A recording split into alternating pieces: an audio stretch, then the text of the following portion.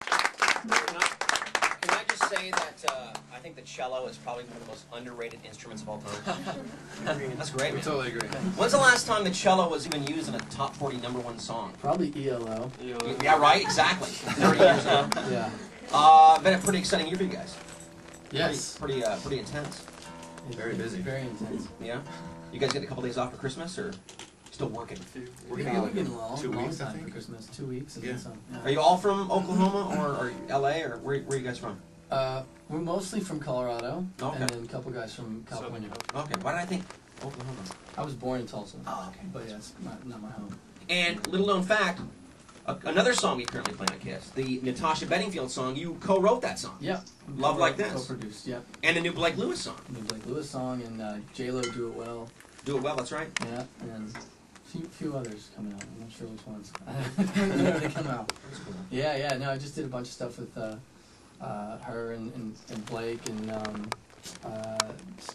Paul Deanda, Baby Bash, bunch of different artists. Very nice. We have questions from the audience. Madison wants to ask you a question. So where are you from again, Madison? Scotland. All right, go ahead and ask that question.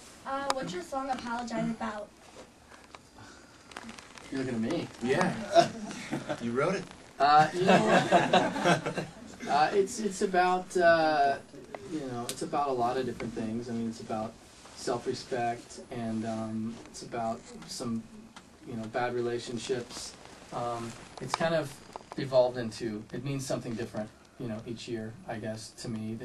And at the time I wrote it, it was about a bunch of relationships I'd been through that didn't really pan out. But then as I got older, it started meaning different things, and it means something different without sounding cliche, to a lot of different people. Write us or tell us that it means.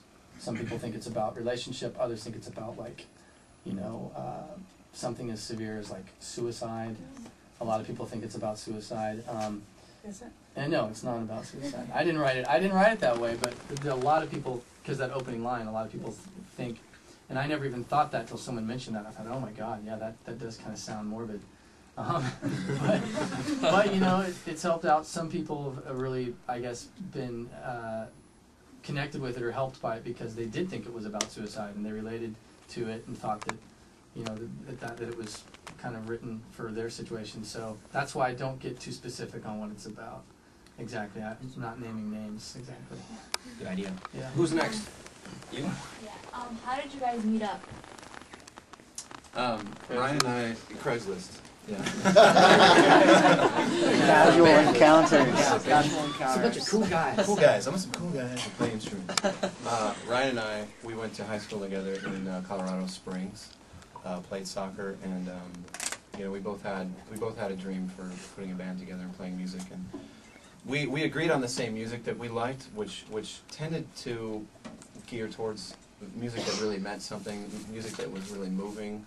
It ended up being music that if that particular band went and played, they would play for an arena, because there's so many people that somehow felt connected with their songs, and so we both agreed on the fact that we wanted to get together and get a band together and play that kind of music. And we're also both the type of person that if we really want to do something, we'll try as much as we can to make it work. So, long story short, after high school we went to separate colleges and everything. We just always kept in touch. And when it came to be the right time for us to leave what we were doing and move to LA and get a band together, we did. So, yeah. Colorado was voted the randiest state in America today. Randiest? Yeah. Randiest? Trying to use proper language because we have a mixed crowd here. Yeah. Who's next? Cameron, a frequent member of the Kiss FM chat room, wants to ask you guys a question. How long have you guys been together? Yeah, was this actually like a more of a synthetic kind of situation, or? Yeah, no, this was like Ryan and I, obviously high school. That was quite a while ago, but our first show was 4.5 years ago. So we moved away from I was in Chicago, he was like in New York and everywhere else, and moved away. That was like 5-6 years ago from there to LA. But we got everyone else together, and first show was 4.5 years ago. I have a question.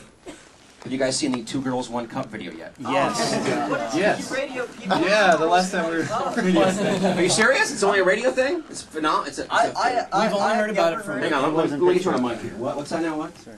I never heard of it, nor did I ever really want to know anything about it until we did a radio show in Pittsburgh. And you wanted to after that? I swear I would have never known. It's really big in the Rust Belt cities, you know. Yeah, you ran away crying. I did. I'm just gonna, just for my own sanity, believe that it's all fake and somehow computer. Oh, so you've seen it? Oh, we saw it. I haven't seen the whole thing. I haven't seen the whole See, thing. we were going to film you. I saw about 20 seconds. No, not even that long. I saw about 10 seconds of it. And Before it took just long enough for me to figure out what was happening, and as soon as I figured out what was happening, I almost threw up. Yeah, that's the general consensus. Yeah. I used to like Final question. You guys have a question? I feel like Phil Donahue with this microphone here. Come on down. You are on it. What's your guys' favorite song to perform? That's a good question. Say. Say. It's not my favorite. Our favorite is Say. What's your favorite? My favorite's to perform. That's your favorite to perform? Yeah. My favorite to I like someone to save you. my favorite song to perform is probably song we have called Sleep that actually it's a B-side on our album, and it was originally on that when we were originally on Columbia Records before they dropped this. It was going to be on that album, and that's my favorite. It's kind of long and experimental and fun. Yeah. Cool. What's your favorite song that you didn't write? That I didn't write. Yeah, Like, we'll go down the whole line. like this year of all time. Of all time. Oh, of all time, I would say it's a tie between. Probably no, it's not a tie. Last Goodbye, Jeff Buckley. Jeff Buckley. Okay, wow. Last Goodbye for sure. That's He seems to be a big artist that nobody knows about, but like artists are really into. Yeah. Yeah. Well, yeah, exactly. The first person that signed us originally signed Buckley, Oh, okay. and on our old record label, and I had never even really listened to him, but she signed him and signed us, and part of the reason, so she claims, was that I reminded him somewhat, or her somewhat, of him vocally. Wow. Just because the things, I sing up in the rafters a lot yeah. and do a lot of, so then I went out and bought his album, Grace, and I didn't love the whole album, but like 2 or 3 songs. The Last Goodbye is one of the, like, if I was on an island and could only hear one song, that would be the song I'd hear, for sure. Kind of a sad ending to that story too. Huh?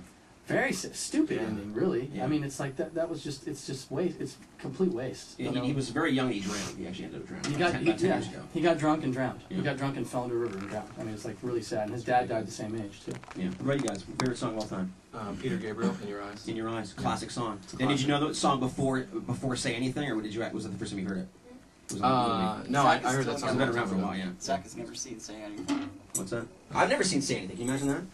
How did anybody under the age of 40 not know? There you go. I've never actually seen it. What about you? There's an opera-like song called The Lake. It's just, yeah. Is that cello in it? It has some strings in it, yeah. I like the strings, man. You gotta bring strings back for CHR, man. That's a goal in 2008. What about you, man? I think David Bowie, Life on Mars. Life on Mars. Is that from Hunky Dory? Yes. Wow. What about you, Eddie? Eddie. Yeah, Eddie, over there. Probably a New Decade by The Verve. The Verve. Yes, I love The Verve. The Verve is, why I'm here. You guys are cool, man. That's awesome. 1Republic. Been quite a year for you guys. And of course, it's always the big fear in the back of a new artist's mind of being a one-hit wonder. But it's obviously not going to happen to you guys because Stop and Stare is We're a one-hit, One Republic. tearing. One-hit, 1Republic. Stop and Stare is just tearing up the charts, as they say. Let's hear it, okay? Yeah, we're Awesome. excited about this one. 1Republic on Kiss FM.